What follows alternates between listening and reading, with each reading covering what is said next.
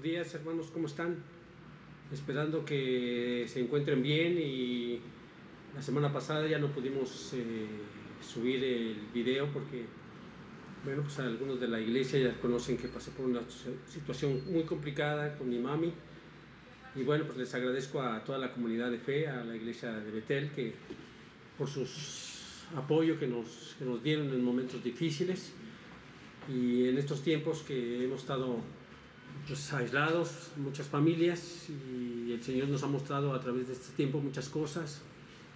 He analizado la situación en la que estamos viviendo, y bueno, esto me ha llevado a seguir con este estudio que estamos teniendo, y yo les quiero invitar a que oremos y que me acompañen en estos minutos que vamos a tener, minutos cortos, que aunque este tema pues es un tema muy largo, muy complicado, pero hemos tratado de hacer un resumen, y que esperemos que todas las referencias que podamos nosotros dar, ustedes las puedan ir buscando, no solo en su Biblia, en algunos diccionarios, en alguna enciclopedia, porque prácticamente es también parte de la historia. Entonces yo les invito a que oremos, agradeciendo a todos aquellos que nos hacen el favor de vernos y de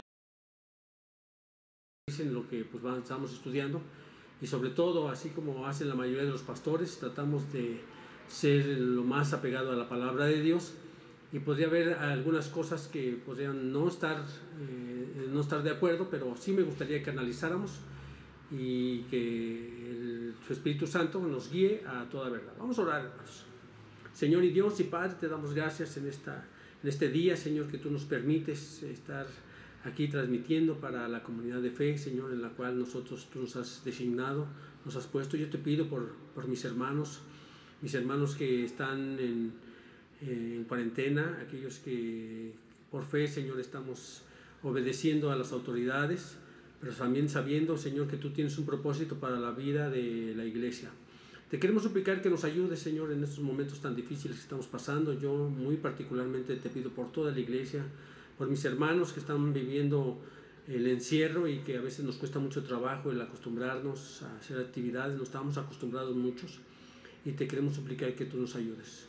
Guíanos en tu palabra, Señor, bendice este momento que habremos de tener, y que tu Santo Espíritu nos guíe a toda verdad, porque te lo pedimos en el bendito santo nombre de nuestro Señor Jesucristo. Amén. Y bueno, hace 15 días empezamos un tema que yo le invitaba a Mario a que pues le pusiéramos título, y se llama Los tiempos del Señor. Y precisamente los tiempos del Señor nos llevó a reflexionar junto con algunos hermanos que sí pudimos contactar por WhatsApp, y ellos me decían que tenemos que definir bien. Y bueno, ya empezamos con Mateo 24, y yo quiero que de aquí partamos para poner ciertas bases. Yo de hecho platicaba con mi hermano Arturo, y le digo que para entender muchas cosas tenemos que poner ciertas bases. Ya vimos que tenemos que saber los tiempos. El Señor les dice que es necesario que tú y yo conozcamos los tiempos que estamos viviendo para que no nos inquietemos. Y ahorita, de hecho, pues vamos a ver unos pasajes, porque es necesario que cuando acontezcan estos movimientos, estas cosas que a partir de este momento son mundiales, pues tú y yo no nos confundamos, no nos inquietemos,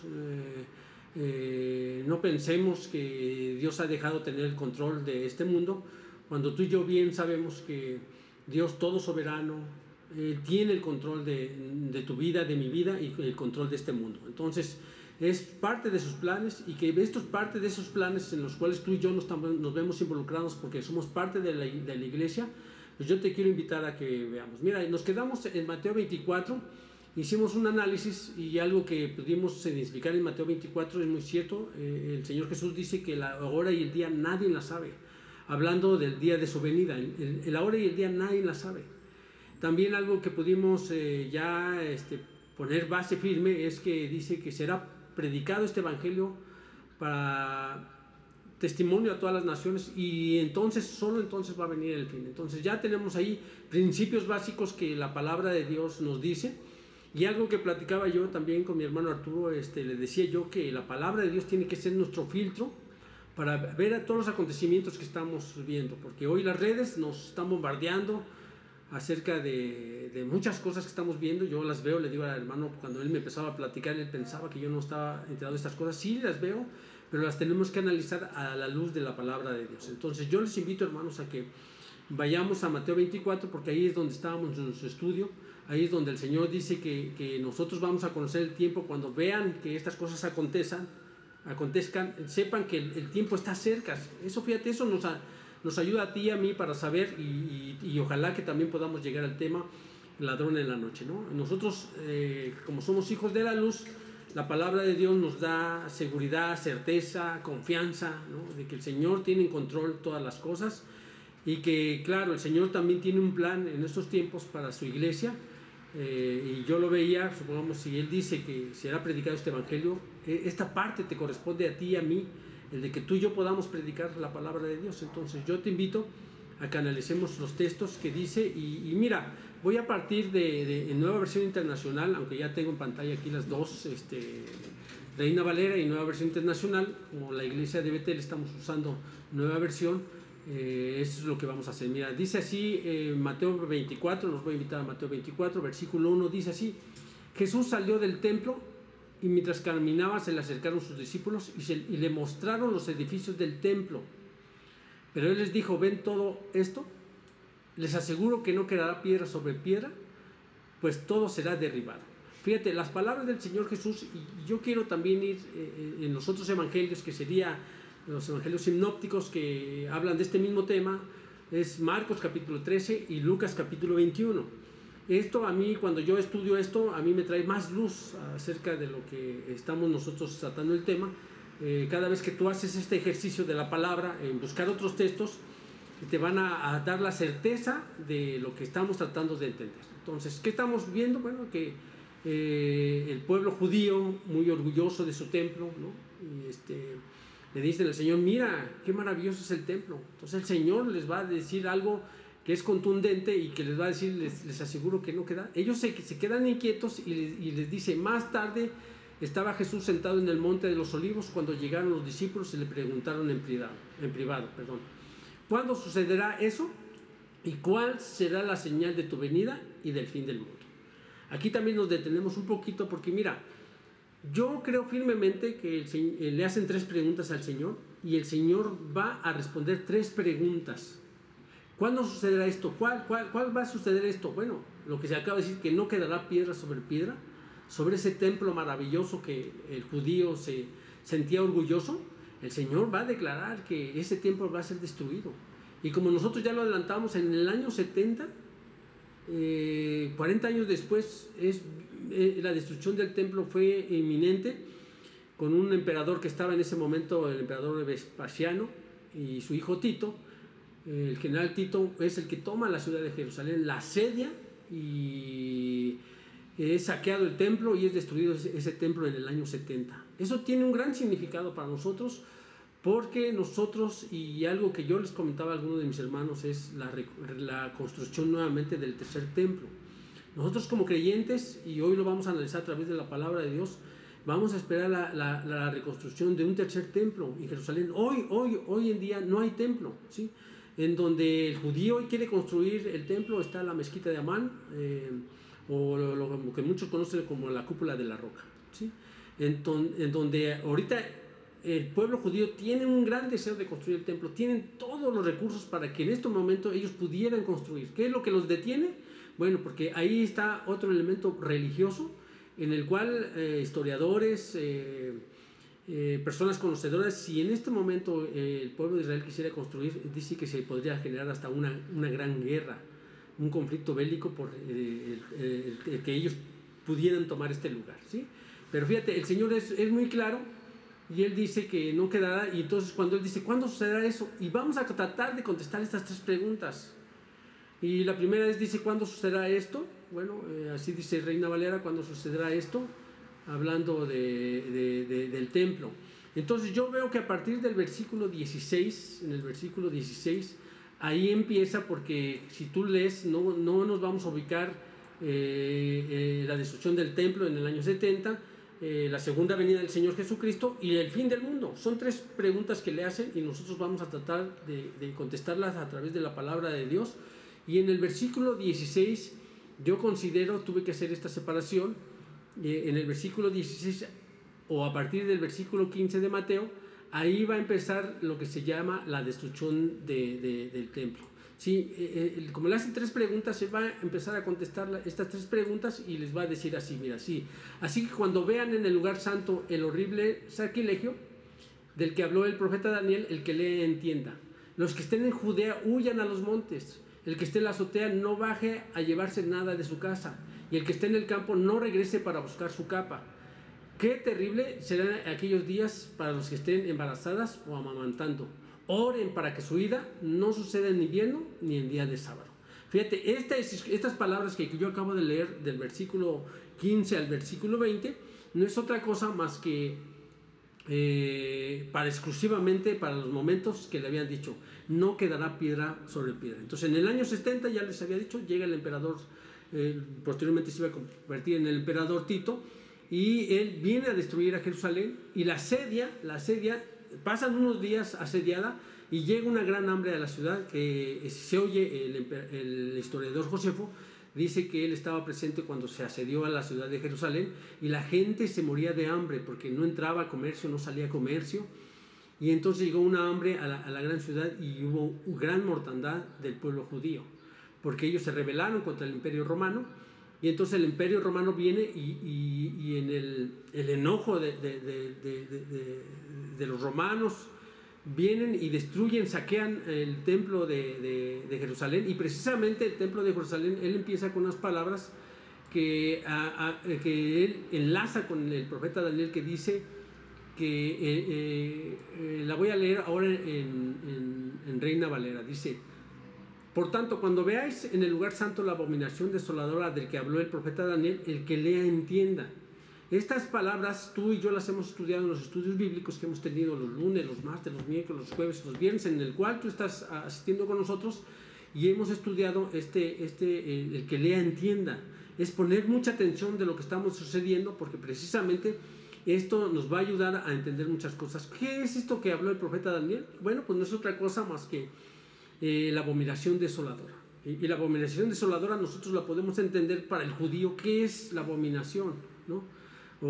La abominación no es otra cosa que en el antiguo templo de Israel, creado primeramente por el rey Salomón, pues estaba el lugar santo y el lugar santísimo, estaba el atrio de los gentiles, estaba el patio, estaba el atrio de las mujeres, estaba dividido así. Y casi nadie podía entrar al lugar santísimo más que el sumo sacerdote, y una vez al año. Eso es el único que podía entrar al lugar santísimo.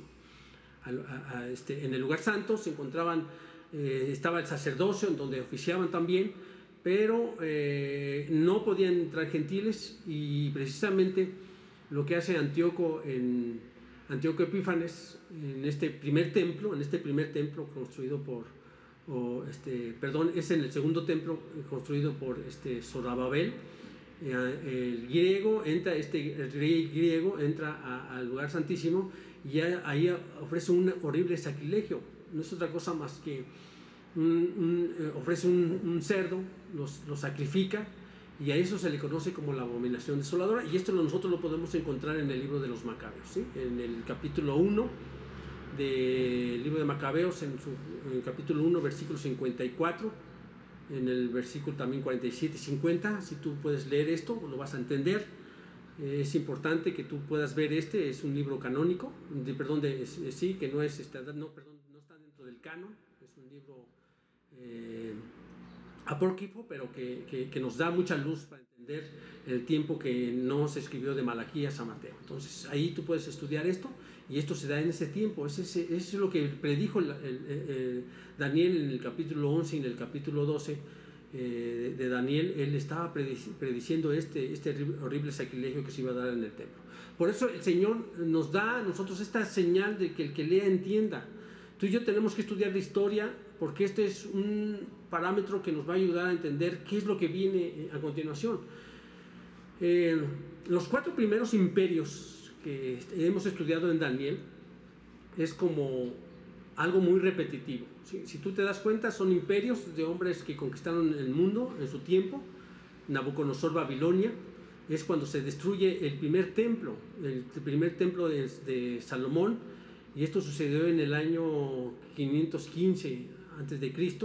sucedió, perdón, en el 586 a.C., perdón hermanos, 586 a.C., viene Nabucodonosor y destruye el templo, se lleva a los utensilios que estaban dentro en el lugar santo, y a partir de ese momento el Arca de la Alianza va a desaparecer. No se va a saber más lo que es el Arca de la Alianza. Estaba en el lugar santísimo el Arca de la Alianza, y en ese momento pues ya no se va a saber más del Arca de la Alianza. Hay muchos comentarios. Hay una parte en el libro de Macabeos, en el segundo libro de Macabeos, que habla del profeta Jeremías, que probablemente él la escondió. Pero claro, los historiadores dicen que se la llevó Nabucodonosor y fundieron el oro por lo que estaba construido. Y bueno, de ahí no hay certeza. Después se empezaron a hacer muchas mitologías acerca del Arca de la Alianza, y que bueno, ha habido muchos mitos, pero hasta este momento no sabemos dónde quedó. Entonces, cuando se destruye este primer templo, precisamente cada vez que un gentil entraba al lugar santo, al lugar santísimo, llegara al templo, eso se convertía en un sacrilegio, porque no se podía hacer que un gentil pudiera entrar a esos lugares. Entonces, a eso es a lo que le llama Daniel la abominación desoladora. El que lea entienda, ¿no? Lucas va a decir, el que lea entienda, ¿no? En donde no debe de estar, hay ciertas cosas que no deben estar en esas cosas, y ahí aparece. Y nosotros creemos, y ahorita lo vamos a estudiar, cómo es que creemos que se va a construir ese templo. Mira, cuando se destruye este templo, les voy a llevar a que vayamos nosotros al libro de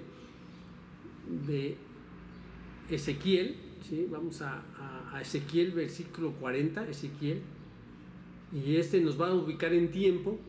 Ezequiel es un profeta precisamente que va a estar en la cautividad. Y vamos a Ezequiel, versículo 40, si quieren, quiero que me acompañen, Ezequiel 40, y podemos leer desde el versículo 1. Tengo marcado el versículo 3, pero vamos a leer desde el versículo 1. Mira, acompáñame y vamos a leer. Y dice así. Dice: transcurría el año 25 del exilio cuando el Señor puso en sus manos sobre mí y me llevó a Jerusalén. Esto sucedió al comenzar el año, el día 10 del mes primero, es decir, 14 años después de la toma de Jerusalén. Fíjate, el pueblo de Israel iba a estar cautivo 70 años, pero para Ezequiel viene una visión en el año 14 del cautiverio que ellos vivían. Ellos estaban pasando un cautiverio, y en ese año pues viene una visión a Ezequiel, y dice así Ezequiel: el día 10 del mes primero, es decir, 14 años después de la toma de Jerusalén, en una visión divina, Dios me trasladó a la tierra de Israel, y me colocó sobre un monte muy alto. Desde ahí, mirando al sur, había un edificio que se parecía a una ciudad, ¿sí? En este momento, bueno, pues la visión es una visión, porque si literalmente Ezequiel fuera a Jerusalén, es una ciudad destruida, ¿sí? Ya no había templo, no había muros, no había ciudad, había sido destruida. Pero en esta profecía Dios le va a permitir decirle que se va a volver a construir. Dice: Dios me llevó, versículo 3, Dios me llevó allí y vi a un hombre que me parecía hecho de bronce. Estaba de pie junto a la puerta, y en su mano tenía una cuerda de lino y una vara de medir. Esto es muy importante, porque a partir de este momento la cuerda y la vara de medir la vamos a encontrar en varios pasajes. Eso es lo que quiero yo que tomen ustedes en cuenta, para que va a ser nuestra base para poder de interpretar, ¿sí? Aquí estamos viendo que ellos llevan un tiempo de cautiverio, no hay templo, no hay ciudad, pero Dios le va a decir así, dice: aquel hombre me dijo: hijo de hombre, abre los ojos y presta atención a todo lo que estoy para mostrarte, pues para eso te he traído aquí. Anda luego, comunícale a Israel todo lo que veas, ¿sí? Y entonces esta vara de medir y esta cuerda pues van a ser tomadas precisamente para decirle en un término simbólico, en un término espiritual, que se va a construir el templo, que se va a reconstruir la ciudad nuevamente, ¿sí? Y entonces esto es algo muy que me gusta que tú lo tomes en cuenta, porque lo vamos a repetir. Fíjate, vamos, si quieres, al siguiente pasaje, Y si tú lo lees, este capítulo es muy interesante porque no solo empieza en el 40, está antes y llega hasta el capítulo 41. Y si quieres, mira, antes que pasemos al otro, vamos al capítulo 41. Vamos al capítulo 41 y fíjate, dice: luego el hombre me llevó al templo y midió los pilares, los cuales tenían 3 metros de un lado y 3 metros del otro.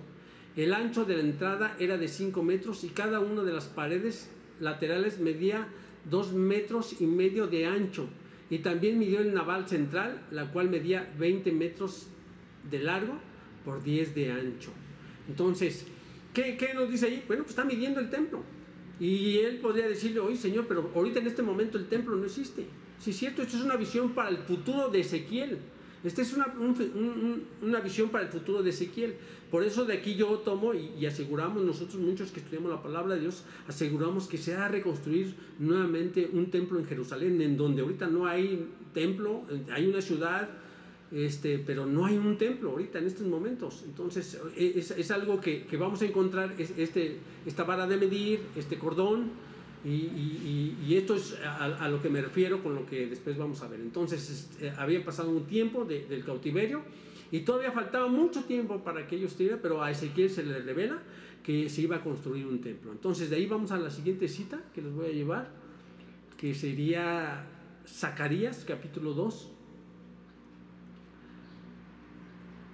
Vamos a Zacarías, un profeta que está entre los dos imperios. Zacarías es un profeta que está entre el imperio babilónico y el imperio medo-persa, ¿sí? Entonces, entre los imperios, después vamos a sacar un principio que todos estos imperios, el babilónico, medo-persa, griego y el romano, tienen que ver mucho con el templo también. Todos tuvieron que ver con el templo, estos 4 imperios, y la Biblia nos lo va a marcar así. Entonces vamos a Zacarías. Y también igual vamos a leer en el capítulo 2 desde el versículo 1. Dice así Zacarías, capítulo 2, y dice: alcé mi vista y vi ante mí un hombre que tenía en la mano un cordel de medir. Fíjate, aquí él está diciendo que tenía un cordel de medir igual que el que vio Ezequiel. Pero ahora aquí es un profeta muy diferente. Él tenía también un cordel de medir y le pregunté: ¿a dónde vas? Y él me respondió: voy a medir a Jerusalén y quiero ver cuánto mide el ancho y cuánto el largo. Dice: yo salía, el ángel que hablaba conmigo, cuando otro ángel vino a su encuentro y le dijo: corre a decirle a este joven, tanta gente habrá en Jerusalén y tanto ganado, que Jerusalén llegará a ser una ciudad que dice sin muros, ¿sí? Y mira, nosotros conocemos, porque él está en el tiempo, nada más para ubicarles tú en este tiempo, él ya está en lo que sería, mira lo que dice en el capítulo 1, para que tú ubiques que todavía en este momento también no hay templo. ¿Cuál es? Zacarías nos va a ubicar en su tiempo y qué es lo que está pasando. Dice: en el mes 8 del 2º año del reinado de Darío, la palabra del Señor vino al profeta Zacarías, hijo de Berequías y nieto de Ido. Entonces aquí que estamos, bueno, ya ha acabado el imperio babilónico y a Zacarías se le da la revelación de que se va a construir el templo. Y cuando tú vienes a la palabra de Dios y lees precisamente el libro de Esdras, y el libro de Esdras nos relata la construcción del templo, del segundo templo, después de Salomón, y después Nehemías nos va a relatar cómo se reconstruyeron los muros. Entonces, fíjate, esto es algo que a nosotros nos debe de ayudar y nos debe de alentar, porque este mismo sistema, este mismo método, nosotros hoy lo vamos a tomar, porque hoy tampoco no hay templo. Y precisamente había una hermana que a mí me preguntaba: bueno, deme los pasajes, ¿en dónde dice que se va a construir un templo, no? Entonces nosotros estamos sacando principios bíblicos en los cuales a Ezequiel y a Zacarías se les anunció, cuando no había templo, se les anunció que se iba a construir un templo. ¿Con qué? ¿Cómo se les dijo? Pues toma esta vara de medir, toma este cordel y mide la ciudad, mide el templo, y los que van a estar ahí. Y vamos a encontrar un texto que dice así. Entonces, espero que hasta este momento yo me haya entendido, hermanos. Con esta idea quiero llegarles ahorita vamos a ver un pasaje en Apocalipsis en donde nosotros esperamos una ciudad, todos los cristianos, fíjate, hay de estas interpretaciones al final de los tiempos, hay interpretaciones como son el amilianismo, el postmilenialismo y el premilenialismo dispensacional y el premilenialismo histórico. Estas son 4 posturas muy diferentes que son al final de los tiempos. Y que claro, a mí me cuesta mucho, tú lo has notado, me cuesta mucho pronunciarlas, trato de pronunciar, me cuesta mucho, pero son 4 posturas que nos dicen qué va a pasar al final de los tiempos. Entonces yo quisiera que nosotros nos fuéramos con calma. Yo le decía a mi hermano Arturo, vámonos con calma y veamos a través que la Biblia sea nuestro filtro. Y entonces, ¿qué es lo que tenemos que esperar al final de los tiempos? Bueno, que el Evangelio, ya lo vimos, sea predicado, y también la reconstrucción de un templo. ¿Por qué? Porque mira, estas 4 posturas hacen una línea y dicen en qué se parecen las 4. Bueno, pues las 4 aseguran que el Señor Jesús vendrá por segunda vez. O sea, esos no tienen ningún problema. El problema que tienen es que algunas creen que no va a haber un milenio terrenal con el Señor Jesús. Hay otras que sí dicen, hay otras dicen que esto es espiritual, hay otros dicen que es física, y bueno, y tú y yo es lo que vamos a ver. Pero antes de esto que suceda, antes del milenio, nosotros tenemos que ver muchas cosas. Y entonces lo que yo veo, y que para el pueblo de Israel es un reloj, y para nosotros debe ser es un reloj, es la construcción del templo.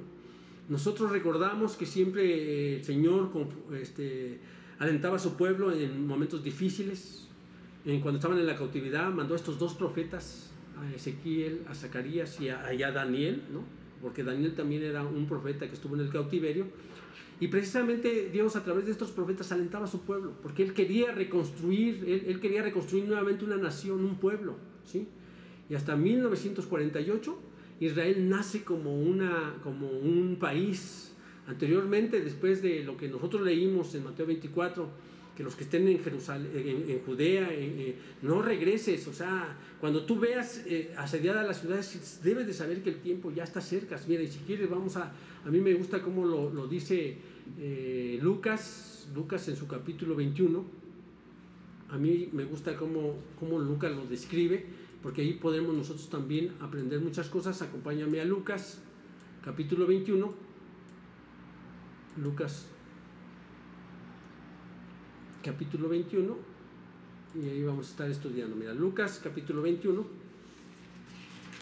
Y nuevamente es un pasaje paralelo al que nosotros vamos a estar viendo en Mateo y en Marcos, ¿sí? Si ya tienes Lucas 21, vamos al versículo 20. Y en algunas Biblias tiene un título, y en la Biblia que yo tengo, que es Reina Valera, trae un título que se llama La destrucción de Jerusalén. Dice: ahora bien, cuando vean a Jerusalén rodeada de ejércitos, sepan que su desolación ya está cerca. Fíjate, ¿y esto sucedió? Ahora, cuando vean a Jerusalén rodeada de ejércitos, sepan que su desolación ya está cerca. Esto era un aviso para la iglesia, para las personas que en ese momento tenían una relación espiritual con la iglesia, con los apóstoles. Y él está diciendo: ahora cuando vean a Jerusalén rodeada de ejércitos, sepan que su desolación está cerca. Esto fue en el año 70. Entonces los que estén en Judea huyan a los montes, y los que estén en la ciudad salgan de ella, y los que estén en el campo no entren en la ciudad. Ese será el tiempo del juicio, cuando se cumplirá todo lo que está escrito. Ay de las que están embarazadas o amamantando en aquellos días, porque habrá una gran aflicción en la tierra y castigo contra este pueblo.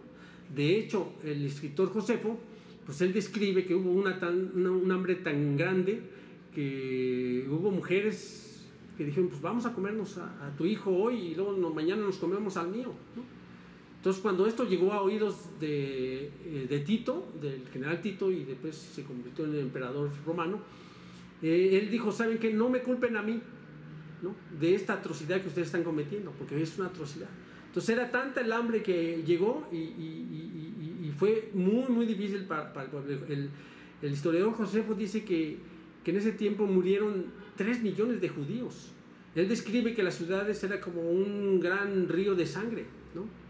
Cuando nosotros conocemos que en la Segunda Guerra Mundial Hitler asesinó casi 6 millones de judíos, y esto en un corto tiempo, pues dice que el número de los judíos casi fueron 3 millones de judíos, fueron 6 millones, 3 millones de judíos los que fallecieron en este, dice, caerán a filo de espada y los llevarán cautivos a todas las naciones, y los gentiles pisotearán a Jerusalén hasta que se cumpla el tiempo señalado para ellos.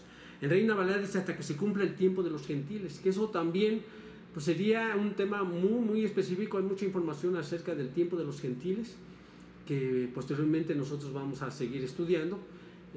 Si ya no será en línea, ojalá podrá ser en los grupos de estudio y podremos darlo en la congregación. Pero fíjate cómo se describe esto, y así como lo describió nuestro Señor Jesucristo, así pasó. Entonces son cosas que a ti y a mí nos deben dar certezas, porque cuando yo leo todas estas cosas que estamos leyendo, a mí me da seguridad de que el Señor tiene todo bajo control. Que vivimos en angustia, en incertidumbre, bueno, pero es porque a veces no hemos entendido cuál es el plan de Dios para la vida del cristiano. Nosotros debemos de recordar que el apóstol Pablo dice que tú y yo somos templos vivientes. Dice, ¿o no sabéis que ustedes son el templo de Dios y que el Espíritu Santo mora en cada uno de ustedes? Y eso debe de traer paz y tranquilidad a tu vida en medio de conflictos, en medio de angustias, en medio de dificultades. Hermanos, yo los estoy animando para que ustedes sepan que estamos viviendo tiempos difíciles, son tiempos del Señor. Él sigue en el control de esto. Aunque pareciera que no, hermano, tú debes de tener confianza en nuestro Dios, porque Él tiene el control. Entonces vamos a un pasaje en el cual les decía que todas las posturas tienen algo que las características que son iguales, y algo que las características que son iguales, todos coincidimos, casi la mayoría, en Apocalipsis capítulo 21. Apocalipsis capítulo 21, vamos a leer ahí un pasaje que precisamente vamos a encontrar un cordel, y esto es lo que nos va a decir Apocalipsis capítulo 21. ¿Sí, hermanos? 21, y vamos al versículo 15.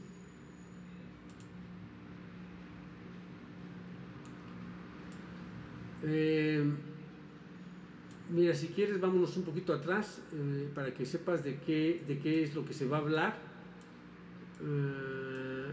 Es también Juan recibe una revelación, y si quieres vámonos desde el versículo 1. Vamos desde el versículo 1 para que tú y yo podamos ver que lleva un título que se llama La Nueva Jerusalén, ¿sí? Dice, después vi un cielo nuevo y una tierra nueva, porque el primer cielo y la primera tierra habían dejado de existir. Lo mismo que el mar. Vi además la ciudad santa, la Nueva Jerusalén, que bajaba del cielo, procedente de Dios, preparada como una novia, hermosamente vestida para su prometido.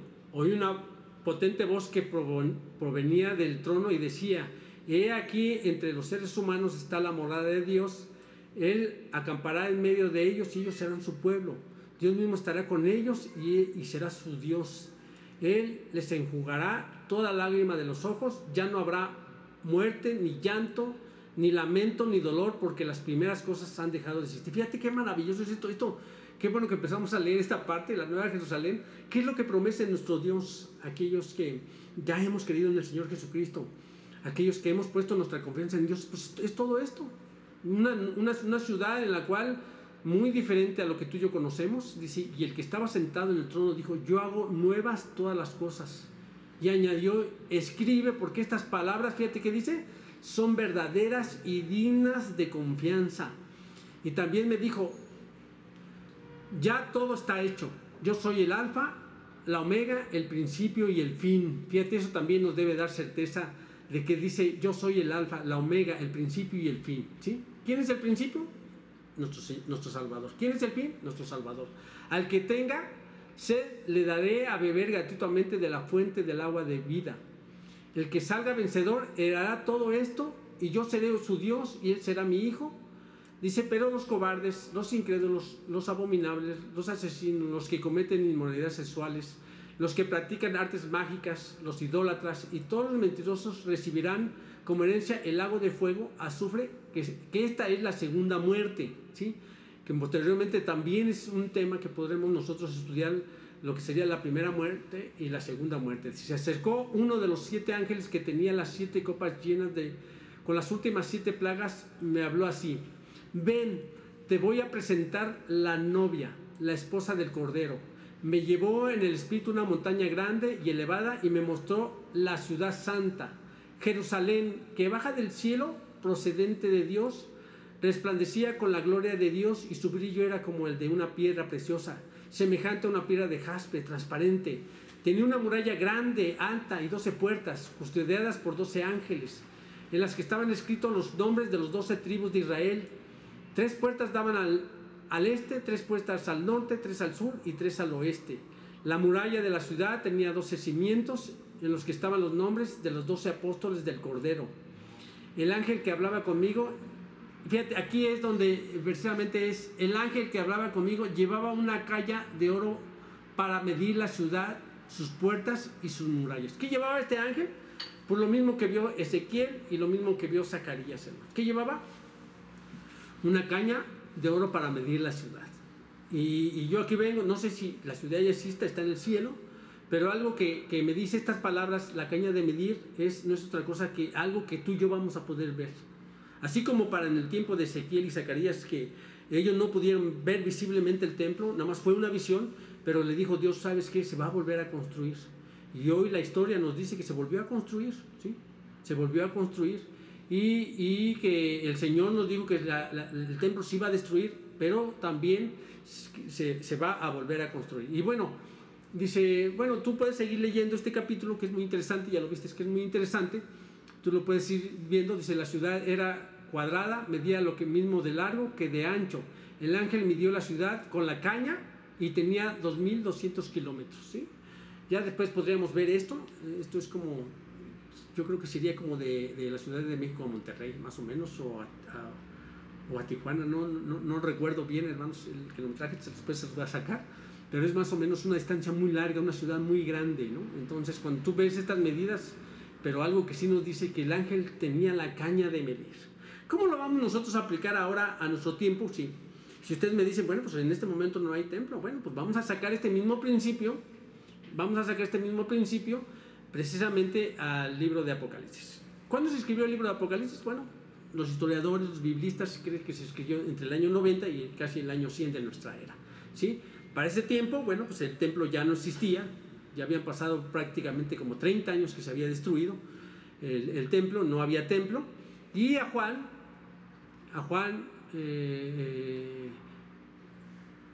el teólogo o Juan, el apóstol, el último que quedaba, nosotros creemos, por fe creemos que es el apóstol Juan el que escribe el Apocalipsis, y nos va a llevar al capítulo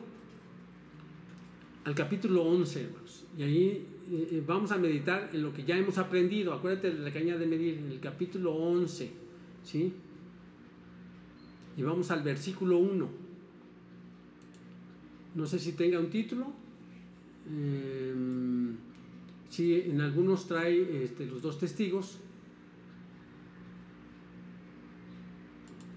pero vamos a dejarlo así. Nada más vamos a ver el versículo 1, ahí es el que yo quisiera que tú y yo pusiéramos atención, porque ese nos va a servir a sacar este principio, porque acuérdate, dice, siempre hemos estudiado esto, el que lea entienda, ¿no? Y tú y yo estamos leyendo y tenemos que entender esto, que para muchos va a ser complicado, pero que lo vamos a tener ahí. Ya espero que ya estés en el capítulo 11, versículo 1. Sí dice así: se me dio una caña que servía ¿para qué? Para medir. O sea, haz de cuenta, esta caña de medir es la misma que estamos viendo en los otros libros y la que vimos en el capítulo 21 de aquí mismo, ¿sí? Entonces se me dio una caña que servía para medir, y se me ordenó y dice, levántate y mide el templo de Dios y el altar y calcula cuántos pueden adorar ahí. ¿Qué se le está pidiendo a Juan? Bueno, pues igual en visión se está diciendo, toma la caña de medir, levántate y mide el templo de Dios y el altar y calcula cuántos pueden adorar ahí. Entonces, ¿qué se le está diciendo en este momento? Podría decir Juan, Señor, ¿por qué quieres que yo mida el templo si en este momento no hay templo, ¿no? Pero con nosotros este principio que nosotros hemos sacado, bueno, de aquí nosotros partimos, y muchos biblistas parten de aquí, que se tiene que construir el tercer templo, ¿sí? El primer templo fue el del rey David. Después el segundo templo fue el de Zorobabel, que tú lo puedes leer en Esdras y puedes ver la siguiente historia en Nehemías. Y posteriormente Herodes el Grande va a reedificar el templo de Zorobabel, ¿sí? Entonces, por eso tú debes de conocer, esta es la historia para que tú sepas por qué sería el tercer templo. Como dice en Reina Valera, dice: entonces me fue dada una caña semejante a una vara de medir, y se me dijo: levántate y mide el templo, y el altar y los que adoran en él, ¿sí?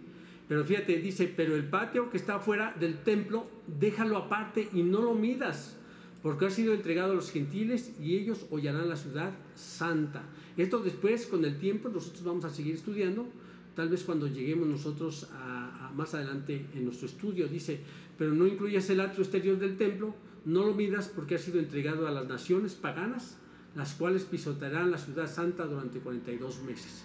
Y para nosotros es muy significado. 42 meses es, en la palabra de Dios, es tiempos y la mitad de un tiempo, o lo que serían 1260 días, y que en términos ya más simples son 3 años y medio, que después también vamos a tener que estar estudiando.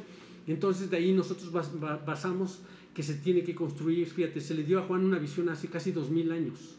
Se dijo: mide el templo y los que adoran en ellos. Y en ese momento no había templo. En este momento no hay un templo. Pero el pueblo judío, en un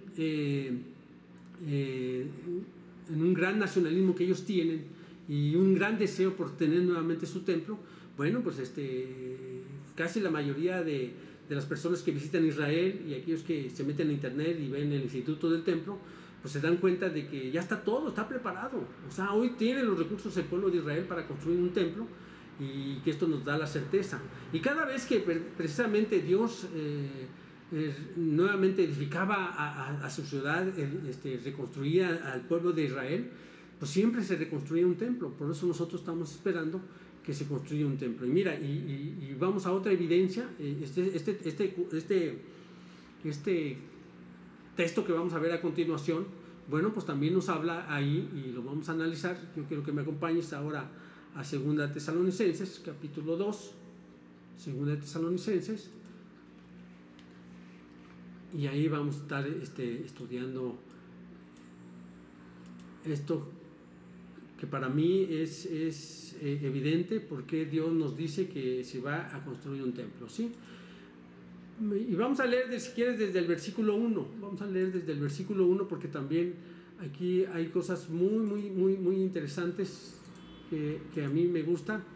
Y vamos a la segunda, estoy buscando también en Reina Valera, para que nosotros podamos estar ahí, en el capítulo 2, en el versículo del 1 al 4, para tener ahí, vamos a meditar tantito en este texto, y con estos vamos a terminar. Y bueno, si tienen alguna duda, yo voy a estarme conectando con los grupos el lunes, voy a estarme conectando el martes, el miércoles, el jueves y el viernes, para poder ver cuál es si tienen preguntas y cuál es su opinión acerca de lo que estamos estudiando. Dice así en Nueva Versión Internacional, dice: ahora bien, hermanos, en cuanto a la venida de nuestro Señor Jesucristo y nuestra reunión con Él, les pedimos que no pierdan la cabeza ni se alarmen por ciertas profecías ni por mensajes orales escritos supuestamente nuestros, que digan: ya llegó el día del Señor. ¿Sí? Ya lo vimos también en Mateo. Fíjate, nos ayuda mucho Mateo 24, porque dice: se levantarán falsos cristos, y después dice otro versículo: se levantarán falsos profetas, y después posteriormente los junta los dos en un pasaje: se levantarán falsos cristos y falsos profetas, y engañarán no a poquitos, engañarán a muchos. Entonces fíjate, este texto también nos dice: no se inquieten, no se preocupen. Dice así, tal vez ellos, los tesalonicenses, ya pensaban: sabes que ya vino el Señor y no nos dimos cuenta, nos quedamos, no sé qué pensaban. Dice: ahora bien, hermanos, Pablo les dice: cuanto a la venida de nuestro Señor Jesucristo y nuestra reunión con Él, les pedimos que no pierdan la cabeza ni se alarmen por ciertas profecías ni por mensajes orales escritos supuestamente nuestros, que digan: ya llegó el día del Señor. Fíjate, lo voy a leer en Reina Valera: pero con respecto a la venida de nuestro Señor Jesucristo y nuestra reunión con Él, os rogamos, hermanos, que no os dejéis mover fácilmente de vuestro modo de pensar, ni os conturbéis ni por espíritu, ni por palabra, ni por carta, como si fuera nuestra, en el sentido que el día del Señor está cerca. Nadie nos engañe en ninguna manera, porque aquí vamos a entrar a este tema, que precisamente es el que nosotros estamos viendo acerca del templo. Acuérdate que el Señor dijo, no quedará piedra sobre piedra, refiriéndose al templo de Jerusalén, que se destruyó en el año 70. Y después vimos cómo Nabucodonosor destruye el otro templo y cómo fue que Dios les dio a sus profetas para decirles que se iba a levantar otro templo. Entonces, sobre esta misma base nosotros nos estamos basando para nosotros poder interpretar esta parte de la profecía. Voy a leer Reina Valera, versículo 3. Nadie os engañe en ninguna manera, porque no vendrá sin que antes venga, ¿qué dice? La apostasía. Así como vimos en Mateo, no vendrá el fin sin que antes se predique este evangelio, ¿sí? Entonces aquí vamos a sacar una base bíblica que nos dice, nadie nos engañe en ninguna manera, porque no vendrá, ¿qué? La segunda venida de nuestro Señor Jesucristo sin que antes venga, ¿qué dice? La apostasía. Muchos de nosotros ya sabemos esta palabra apostasía, no es otra cosa más que la negación de la fe. Alguien que militó dentro de la iglesia, alguien que creyó en el Señor Jesucristo, que levantó su mano y dijo, yo creo, toma al Señor Jesucristo como mi Señor y Salvador, y que de repente las problemáticas, la pobreza, no sé, la enfermedad, él viene a negar su fe. Lo que antes creía, ahora lo va a negar, y eso se llama la apostasía. Dice, y se manifieste el hombre de pecado y el hijo de perdición, que también lo vamos a estudiar. Ahorita lo único que quiero es que veamos estos versículos. El cual se opone y se levanta contra todo lo que se llama Dios y es objeto de culto. Tanto que se sienta, ¿en dónde se sienta? Fíjate, dice, tanto que se sienta en el templo de Dios, como Dios, haciéndose pasar por Dios. O sea, un hombre como tú y como yo, que se quiere pasar como Dios, que se sienta en el templo de Dios, se hace que toda la gente le adore, ¿sí? Entonces, cuando yo veo este pasaje, fíjate, nosotros podemos también tener la abominación desoladora a la que predicó el profeta Daniel. La abominación desoladora no es otra cosa más que cuando en un lugar que Dios ha designado exclusivamente para su alabanza, desde el tabernáculo en el desierto con Moisés, y después en el templo, exclusivamente para el Dios único y verdadero, se levanta un hombre y hace que toda la gente lo adore como si él fuera el Cristo, como si él fuera Dios. A eso yo le conozco como la abominación desoladora en el futuro. Un hombre que se ha de sentar y que mucha gente lo va a ver precisamente como este, porque aquí dice que se sienta en el templo de Dios. Y aquí tenemos que tener mucho cuidado, porque cada vez que yo leía este pasaje y trataba de explicarlo, me decían, no, esto ya pasó, hermano, esto sucedió hace muchos años cuando... con todo respeto lo voy a decir, hermanos, porque aquí tenemos que guardar mucho respeto. Me decía mucha gente, no, es que esto en el Vaticano se dio, ya un hombre se sentó ahí. Le digo, sí, pero cuando el apóstol Pablo no se está refiriendo a otro país ni a otro lugar. El único templo que siempre ha existido es en Jerusalén, es el único templo. Cuando Nabucodonosor destruye el templo, el judío sabía perfectamente que la presencia de Dios se había ido. Para ellos había gran desolación, gran tristeza, porque el templo donde estaba la presencia de Dios había sido destruido. Entonces no podemos pensar que el templo de Dios va a estar en otro lugar más que ya lo leímos en Jerusalén. Todo lo que hemos estudiado es en torno a la ciudad santa, a Jerusalén, y en el lugar donde se debe de construir. Entonces cuando leemos esto, tú y yo tenemos que meditar en lo que estamos leyendo. Tanto que se sienta en el templo de Dios como Dios, haciéndose pasar como Dios. Tesalonicenses se escribió más o menos en el año 50, 51, más o menos lo ubican los historiadores. El apóstol Pablo le escribe a la iglesia en ese tiempo y faltaban 20 años para que se le destruyera el templo. O sea, estoy ubicando para que tú veas que esta parte de la escritura no se cumple. Y para que se cumpla esta parte de la escritura que tú y yo estamos leyendo, que es profética, pues necesariamente tiene que haber un templo.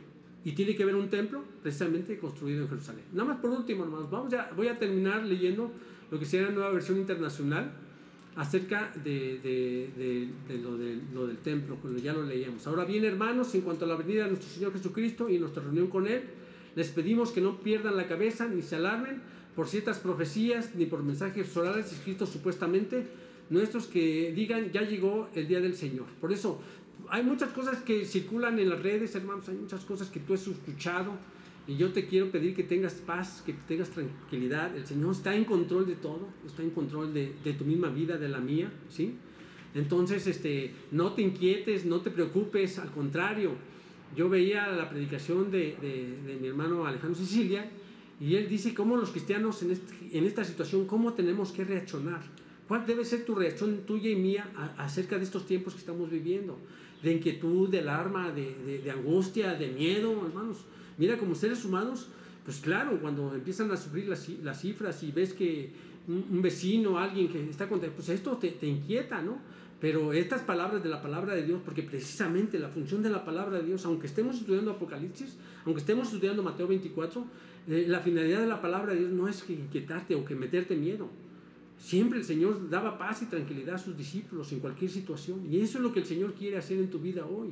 Entonces fíjate lo que dice: no se dejen engañar en ninguna manera, porque primero tiene que llegar la rebelión. Fíjate cómo lo maneja la apostasía.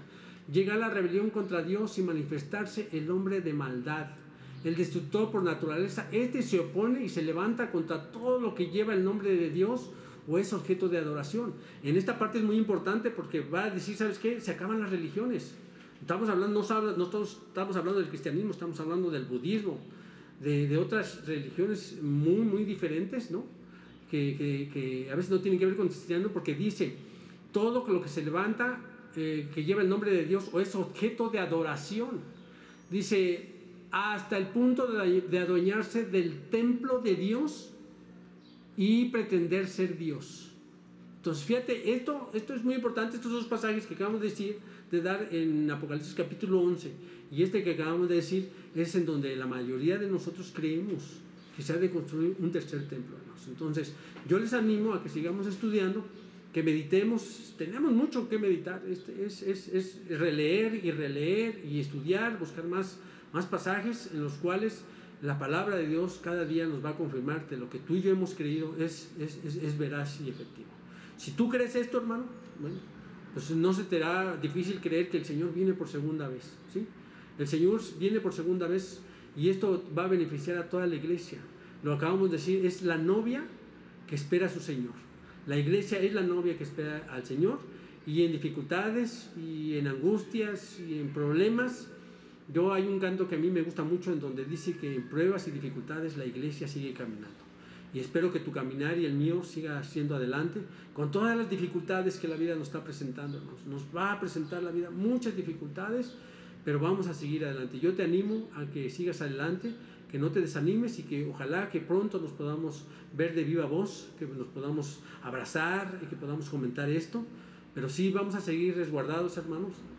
Vamos a seguir en cuarentena.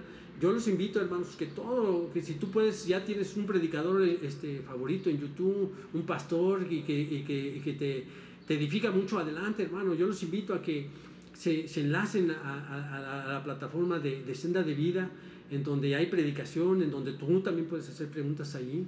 Y mis hermanos de Reencuentro, pues adelante, nuestro pastor Gustavo Mejía, él sigue dando sus estudios, y cualquier plataforma en que tú puedas animarte, hermano. Yo te invito a que busques a Dios y que cada día busquemos a Dios.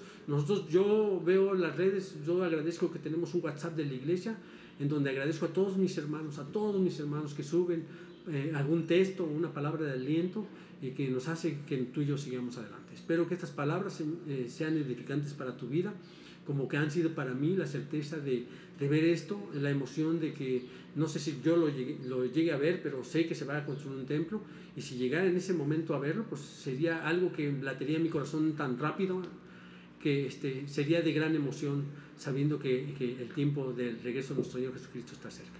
Vamos a orar, hermanos, vamos a orar. Señor y Dios y Padre, te damos gracias por tu palabra, Señor. Permite lo que hemos estudiado, lo podamos seguir meditando, que podamos seguir viendo que si nos hemos equivocado en alguna interpretación, Señor, tú guíanos. Tenemos tiempo, Señor. Si hay algún pastor, Señor, que está viendo esto y que quiera decirnos su postura, si quiere decirnos en dónde estamos equivocándose, lo vamos a agradecer, Señor. Lo único que queremos es acercarnos más a ti y acercarnos más a la verdad. Por eso ese es nuestro deseo. El Señor Jesucristo dice, y conocerán la verdad, y esta verdad los hará libres, Señor. Eso es lo que nosotros buscamos. Yo te pido por la iglesia de Betel, te pido por todas las iglesias, Señor, aquí en nuestra ciudad, en el mundo, Señor, en las cuales hoy tú estás hablando a cada cristiano, a cada hijo tuyo, a cada miembros de la iglesia que tenemos un compromiso, Señor, con tu palabra, tenemos un compromiso con la iglesia, tenemos un compromiso con el mundo, Señor, pero sobre todo contigo, Señor, y con tu Padre. Te damos gracias, Señor, por tu palabra que hemos pasado, Señor. Te damos gracias por las bendiciones que tú nos regalas. Por Cristo Jesús, Señor nuestro. Amén. Gracias, Señor.